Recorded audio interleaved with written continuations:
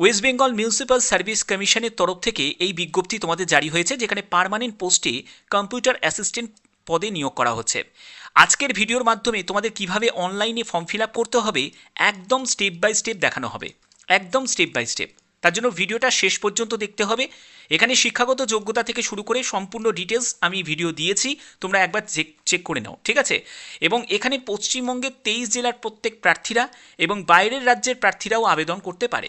তো চলো একদম অফিসিয়াল পেজে ভিজিট করছি এবং সেখান থেকে তোমাদের সম্পূর্ণ ব্যাপারটা ক্লিয়ার করছি যে তোমরা কিভাবে ফর্ম ফিল আপ করবে।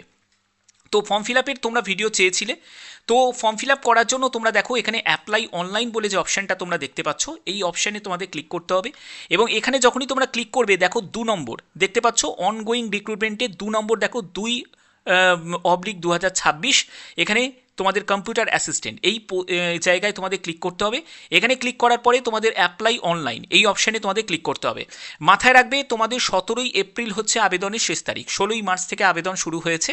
তো অ্যাপ্লাই অনলাইন অপশানে আমি ক্লিক করলাম। ক্লিক করার পরে দেখো যাদের অলরেডি অ্যাকাউন্ট ক্রিয়েট করা আছে তারা এইখানে ইউজার নেম এবং পাসওয়ার্ডটা বসাবে, আর যাদের নতুন অ্যাকাউন্ট ক্রিয়েট করছে তারা এখানে are you a new user এই অপশানে ক্লিক করে তোমাদের সাইন আপ অপশানে ক্লিক করতে হবে।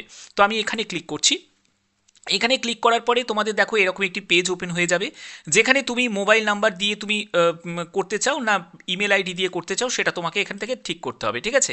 তো আমি এখানে মোবাইল নাম্বার দিয়ে ফিল আপটা করছি। তো মোবাইল নাম্বারটা সিলেক্ট করলাম, এরপরে তোমার নাম, তোমার ইমেল আইডি, তোমার সেই মোবাইল নাম্বার এবং তোমাকে এখানে ইউজার নেম এবং পাসওয়ার্ড এবং কনফার্ম পাসওয়ার্ড তোমাকে দিতে হবে এবং তোমাকে সাইন আপ করতে হবে, ঠিক আছে।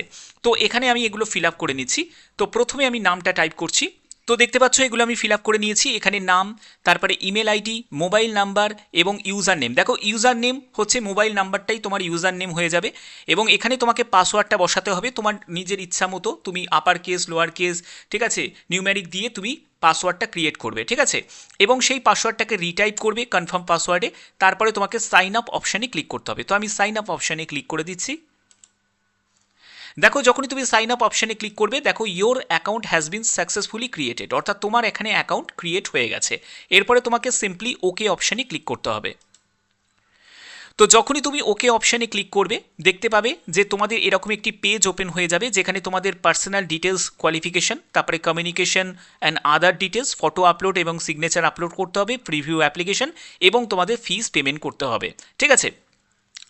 তো এখানে দেখো তোমাদের অ্যাডভার্টাইজমেন্ট নাম্বারটা 2/2026 এবং এখানে দেখো তোমরা কিভাবে ফিল আপ করবে আমি সেটা তোমাদের দেখাচ্ছি। ফিল আপ করার জন্য তোমাদের প্রথমে এখানে তোমাদের পার্মানেন্ট রেসিডেন্ট অর্থাৎ তোমার স্থায়ী যে রাজ্যের ঠিকানা সেটা তোমাদের এখান থেকে সিলেক্ট করতে হবে, অর্থাৎ তুমি যে রাজ্য থেকে বিলং করছো সেই রাজ্য তুমি এখান থেকে সিলেক্ট করবে। ওয়েস্ট বেঙ্গল থেকে, তো এখান থেকে আমি ওয়েস্ট বেঙ্গল সিলেক্ট করে নিলাম। তুমি যে রাজ্য থেকে সেই রাজ্য সিলেক্ট করবে এবং এখান থেকে দেখো মেল ফিমেল, তো এখান থেকে আমি এখানে জেন্ডার সিলেক্ট করে নিচ্ছি। তারপরে হচ্ছে ম্যারিটাল স্ট্যাটাস, তুমি ম্যারিড না আনম্যারিড সেটা তুমি এখান থেকে সিলেক্ট করে নেবে। করে নেওয়ার পরে দেখো তোমার এখানে নাম তুমি যেরকম রেজিস্ট্রেশনের সময় দিয়েছিলে সেই নাম তোমাদের এখানে দেখাবে। তারপরে হচ্ছে তোমার মাদার নেম এখানে টাইপ করতে হবে, ফাদার নেম তোমাকে এখানে টাইপ করতে হবে। এরপরে হচ্ছে তোমার হাজবেন্ড নেম, অর্থাৎ তুমি যদি একজন বিবাহিত মহিলা হয়ে থাকো তোমার হাজবেন্ড নেম এখানে তুমি টাইপ করবে, তবে এটা কিন্তু অপশনাল, ওকে। তারপরে ন্যাশনালিটি এখানে ইন্ডিয়ান দেয়াই রয়েছে, তুমি কোন ক্যাটাগরি থেকে বিলং করছো সেই ক্যাটাগরি এখান থেকে তুমি চুজ করবে। এবং এখানে দেখো তুমি যে ক্যাটাগরি থেকে বিলং করছো সেই ক্যাটাগরি তুমি অপশানে তুমি পেয়ে যাচ্ছ, ওকে। তো আমি এখান থেকে ক্যাটাগরি আমি সিলেক্ট করে নিলাম। যারা তোমরা এসসি থেকে বিলং করছো তারা এখানে এসসি সিলেক্ট করবে, ওকে। যারা এসটি থেকে তারা এসটি সিলেক্ট করবে এবং তার যে নাম্বারটা অর্থাৎ তোমার কাস্টের যে নাম্বারটা অবশ্যই তোমাদের এখানে দিতে হবে। যদি ইডাব্লিউএস থেকে বিলং করে থাকো তাহলে ইডাব্লিউএস এর যে কাস্টের নাম্বারটা সেটা তোমাদের এখানে দিতে হবে। তো এখান থেকে আমি আনরিজার্ভ হিসাবে ফিল আপ করছি, তো এখানে আনরিজার্ভ রাখলাম। এরপরে হচ্ছে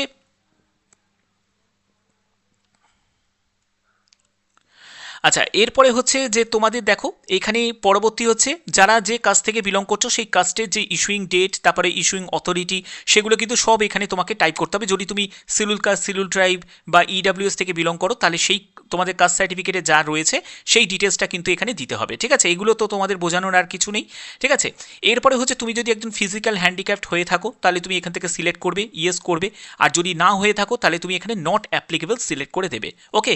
আচ্ছা, এরপরে দেখো আচ্ছা, এরপরে তুমি যদি একজন ফিজিক্যাল হ্যান্ডিক্যাপ্ট হয়ে থাকো, তোমাদের ফিজিক্যাল হ্যান্ডিক্যাপ্টের সার্টিফিকেটে তোমার ইস্যুইং ডেট, ইস্যুইং অথরিটি সম্পূর্ণ এখানে কিন্তু টাইপ করে দেবে, যা আছে সেটাই কিন্তু তোমাকে টাইপ করতে হবে। তারপরে হচ্ছে তুমি যদি একজন স্পোর্টস পার্সন হয়ে থাকো, তোমাদের এখানে দেখো নট অ্যাপ্লিকেবল, তো সেটার জন্য তোমাদের এখানে কিছুই ফিল আপ করতে হচ্ছে না। এর পরবর্তী হচ্ছে তোমাদের ডেট অফ বার্থের অপশন আসছে, যেখানে তুমি ডেট অফ বার্থটা এখান থেকে তুমি তোমার ডেট অফ বার্থটা তুমি সিলেক্ট করে নেবে। ঠিক আছে, সিলেক্ট করার পরে তোমাদের দেখো এখান থেকে আমি ডেট অফ বার্থটা আমি এখানে বসিয়ে নিচ্ছি, ডেট অফ বার্থটা এখান থেকে আমি বসিয়ে নিচ্ছি। ওকে, তো এখানে তুমি ডেট অফ বার্থের জায়গা দেখতে পাচ্ছ এবং এখান থেকে আমি ডেট অফ বার্থটা বসিয়ে নিলাম। বসিয়ে নেওয়ার পরে তোমাদের এখানে দেখো তোমার মোবাইল নাম্বারটা, যে মোবাইল নাম্বারটা দিয়ে আবেদন করেছিলে সেই মোবাইল নাম্বারটা এখানে কিন্তু এখানে দেখাচ্ছে। এসেন্সিয়াল কোয়ালিফিকেশন হিসাবে তোমাদের এখানে দেখো সিলেক্ট অপশানটা তোমরা যেটা পাবে, উচ্চ মাধ্যমিক তোমাকে এখানে সিলেক্ট করে নিতে হবে। ঠিক আছে, তো সিলেক্ট করে নিলাম। এরপরে হচ্ছে স্ট্রিম হিসাবে তুমি আর্টস থেকে, সায়েন্স থেকে না কমার্স থেকে সেটা তোমাকে এখানে টাইপ করতে হবে। তুমি কত নম্বর পেয়েছো পার্সেন্টেজে এখানে ক্যালকুলেট করে বসাতে হবে। কোন ইয়ারে তুমি উচ্চ মাধ্যমিক পাস করেছো এবং কোন বোর্ড থেকে পাস করেছো সেই বোর্ডটা এখানে টাইপ করে দেবে। ঠিক আছে, তোমাদের যদি হায়ার কোয়ালিফিকেশান থাকে, মানে তোমার যদি গ্র্যাজুয়েশন করা থাকে, বিটেক করা থাকে, ঠিক আছে, এমটেক করা থাকে, সেটাও তুমি এখানে মেনশন করতে পারো। ওকে, আচ্ছা, এর পরবর্তী হচ্ছে তোমাদের অ্যাপ্লিকেন্ট যে ইমেল আইডি, যে তোমার ইমেল আইডিটা এখানেও কিন্তু সেটা শো করবে এবং তোমাকে নেক্সট অপশানে ক্লিক করতে হবে। নেক্সট অপশানে ক্লিক করার পরে তোমাদের এই ডিটেলসগুলো আবার এখানে তোমাদের শো করবে। তুমি যদি কনফার্ম হয়ে থাকো তাহলে তুমি এখানে কন্টিনিউ অপশানের জন্য তোমাকে ইয়েস করতে হবে।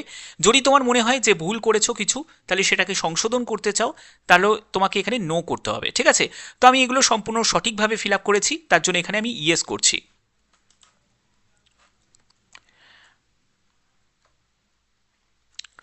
তো ইয়েস করার পরে তোমাদের এখানে দেখো তোমার অ্যাড্রেসের এবার সম্পূর্ণ ডিটেলস তোমাকে ফিল আপ করতে হবে।